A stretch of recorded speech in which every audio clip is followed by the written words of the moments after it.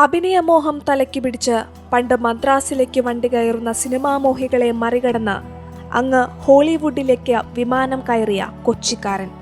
അഭിനയിച്ച ആദ്യ ചിത്രത്തിൽ തന്നെ നായകനായി അരങ്ങേറ്റം കുറിച്ച് പിന്നീട് വാർണർ ബ്രദേഴ്സിന്റെ ഇഷ്ടനടനായി മാറിയ തോമസ് ബെർലി കുരിശിങ്കൽ എന്ന തോമസ് ബെർലി ഓർമ്മയാകുമ്പോൾ അദ്ദേഹം ചലച്ചിത്ര മേഖലയിൽ തീർത്ത കയ്യൊപ്പ് കൂടിയാണ് അത്ഭുതമാകുന്നത്. അഭിനയം, ചിത്രകാരൻ, എഴുത്തുകാരൻ, ഇത്തരം മോഹങ്ങളുമായാണ് തോമസ് ബെർലി ചെറുപ്പം മുതൽ കൂട്ടുകൂടിയത്. ബ്രിട്ടീഷ് വിരുദ്ധ പോരാട്ടങ്ങൾക്ക് കൊച്ചിയിൽ നേതൃത്വം കൊടുക്കുന്ന സ്വാതന്ത്ര്യ സമര പോരാട്ടങ്ങളുടെ ചരിത്രം പറയുന്ന കുരിശിങ്കൽ തറവാട്ടിലെ KJ ബെർലിയുടെയും ആനി ബെർലിയുടെയും രണ്ടാമത്തെ മകനായാണ് തോമസ് ബെർലിയുടെ ജനനം. ഫോർട്ട് കൊച്ചി മുനിസിപ്പാലിറ്റിയുടെ ആദ്യ ഇന്ത്യക്കാരനായ ചെയർമാൻ KB ജേക്കബ് ആയിരുന്നു അദ്ദേഹത്തിന്റെ മുത്തച്ഛൻ. 1953 പുറത്തിറങ്ങിയ തിരമാല എന്ന ചിത്രത്തിലൂടെയാണ് ബെർലി ആദ്യമായി തിരശ്ശീലയിലെത്തുന്നത്. ചിത്രത്തിലെ പാട്ടുകളെല്ലാം സൂപ്പർ ഹിറ്റ്. എന്നാൽ ഇതിലൊന്നും തോമസ് ബെർലി തൃപ്തനായിരുന്നില്ല. ഇംഗ്ലീഷ് സിനിമകളും അതിലെ കഥാപാത്രങ്ങളെയും ഇഷ്ടപ്പെട്ടിരുന്ന അദ്ദേഹം പതിയെ സിനിമ പഠിക്കാൻ അമേരിക്കയിലേക്ക് ചേക്കേറി.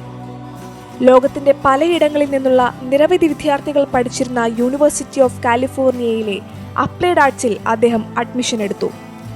പ്രഗത്ഭരായ അധ്യാപകരുടെ കീഴിൽ ശിക്ഷണം. കൂടെ പഠിച്ച സഹപാഠികളിൽ പലരും അമേരിക്കയിലെ തന്നെ വലിയ സ്ഥാനങ്ങളിൽ എത്തിയവരായിരുന്നു. പിന്നീട് അങ്ങോട്ടുള്ള 15 വർഷക്കാലം ബെർലി അവിടെ പഠനത്തിനായും ബിസിനസ്സിനായും ചിലവഴിച്ചു. ഇഷ്ടവിഷയം തിരക്കഥയായിരുന്നു.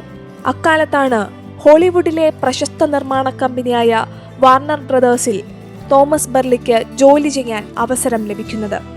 ചെറിയ മെക്സിക്കൻ ഛായ ഉള്ളതിനാൽ തന്നെ ഹോളിവുഡ് സിനിമകളിലും 25ലേറെ കൗബോയ് സിനിമകളിലും ചെറിയ ചെറിയ വേഷങ്ങൾ അദ്ദേഹം ചെയ്തു. കൂടാതെ ഹോളിവുഡിൽ മായ എന്നൊരു ചിത്രം കുട്ടികൾക്കായി അദ്ദേഹം പുറത്തിറക്കിയിരുന്നു. തോമസ് ബെർലി സ്റ്റുഡിയോയിൽ സഹായിയായി എത്തിയ കാലത്താണ് ഏണസ്റ്റ് ഹെമിംഗ്വേയുടെ Old Man and the Sea എന്ന ചിത്രത്തിന്റെ കടൽ രംഗങ്ങൾ ബ്രദേഴ്സ് സ്റ്റുഡിയോയിൽ ചിത്രീകരിക്കുന്നത്. അതിനായി സ്റ്റുഡിയോയിലെ കൂറ്റൻ സ്ക്രീനുകളിൽ ആകാശവും സ്ക്രീനിന്റെ മുന്നിലായി കൃത്രിമമായി തിരമാലയും വരച്ചു ചേർക്കണം. അതായിരുന്നു ബെർലിയുടെ പ്രധാന ദൗത്യം. അന്ന് ബെർലി ഒരുക്കിയ കടൽ ഒരു വാട്ടർ ടാങ്ക് ആയിരുന്നു. ഇതോടുകൂടി വാർണർ ബ്രദേഴ്സിന്റെ ഇഷ്ടക്കാരനായി മാറിയിരുന്നു തോമസ് ബെർലി.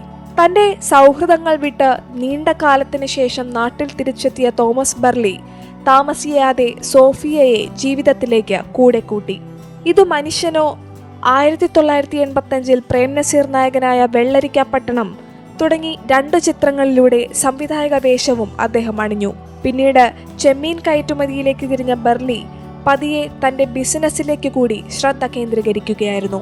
ഏറെ കാലങ്ങൾക്കു ശേഷം ലിജോ ജോസ് പല്ലിശ്ശേരിയുടെ 2015 പുറത്തിറങ്ങിയ ഡബിൾ ബാരൽ എന്ന സിനിമയിൽ ഹോളിവുഡ് സ്റ്റൈലിലുള്ള അധോലോക നായകന്റെ വേഷം പകർന്നാടിക്കൊണ്ടാണ് അദ്ദേഹം തിരശീലയിൽ നിന്ന് പിൻവാങ്ങിയത്.